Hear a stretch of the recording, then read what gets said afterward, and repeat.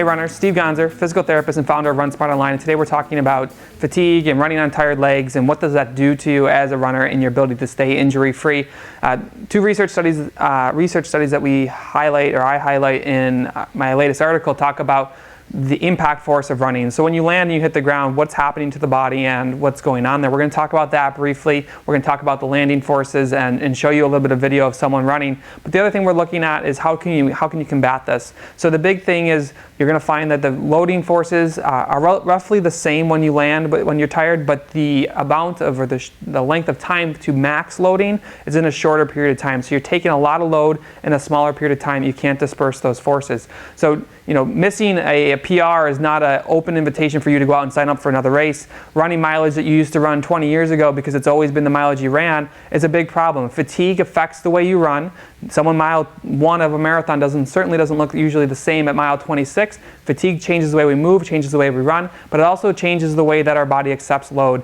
You got to recognize the fatigue, whether it's work, lack of sleep, just training fatigue. You have to maybe transition to something a little bit more low load on the body, biking, elliptical, swimming, because it's going to give you that fitness, but it's not going to bang away at the joints. Remember, 290% of your body weight in 5 milliseconds of running, or 5 milliseconds of the impact of running, and that's how much force you're getting in that short period of time. A lot of force in a short period of time. And if you start to get tired, you're going to find that those loading rates are faster, and the same force in less period of time is less dispersion of forces. So let's take a look at the running motion and let's show you how we can combat this, and we'll look at that at the end of the video. So when we're looking at the actual motion and how we absorb shock, it's worth noting, what muscles are firing, how this is accomplished, and why this can become a huge problem when you're running and your legs get tired. So, fatigue's inevitable, like we talked about. It's going to happen on your long runs. It's just knowing how to combat fatigue, which is strengthening, and when to kind of pull up on a run because you're going to be running into problems. So here I am running down the street, and the foot's about to hit the ground, and you're going to see, not only do I not heel strike, but you're going to see that the loading force comes through the foot. So there's my impact point. The ground's going to come up. It's going to push into me right up through here, and it's going to ask my body to accept that load. What we're going to see is when we go to the side view is we're going to have bones move and glide and do things and control to control this shock. But what we know is through the research that we presented in the article is that when the front of the shin comes in and grabs on here, when that is fatigued, we see an increased loading rate. So where normally our impact force would come up through here, what we're finding now is with a fatigued front shin is that the loading force comes up faster, so in a shorter period of time. That's a huge problem for us because it's already happening over 5 milliseconds, and you make that even faster, you got a lot of force in a short period of time.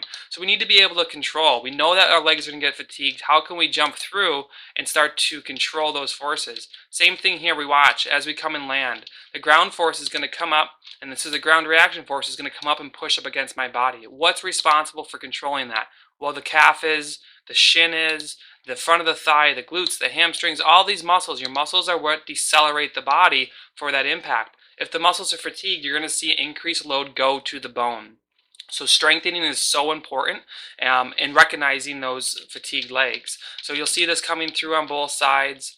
You push off, you're dispersing that, transferring that force into the ground for locomotion, and then you hit the ground, and then you can see how my shin comes over my foot on that left side, and that's how I'm absorbing shock.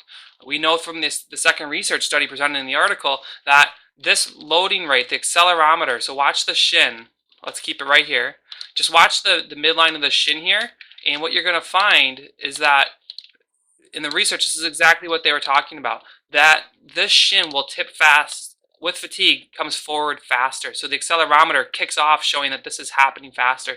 This happens with less control. So as you fatigue, your muscles fatigue, that loading rate happens a lot faster. What happens is it places a lot more strain to the bone because the muscles aren't controlling it, and this is where our big stress fractures come. 50% of stress fractures are in the distal third of the tibia because we're getting too much bending stress in the tibia, so we need to be able to control that.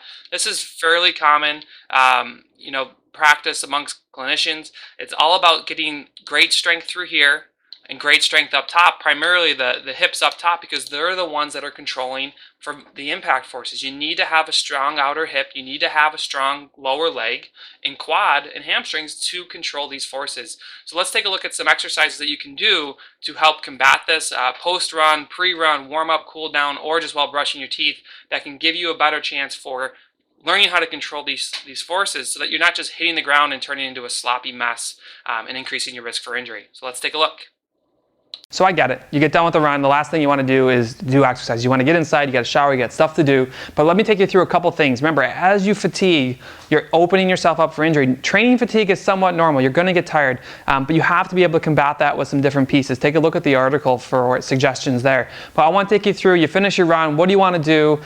Just to quickly hit what I want you to hit and then move on. We want to strengthen the foot, we want to get the hips involved. So we're really going to be challenging you to finish your run and go through these couple exercises.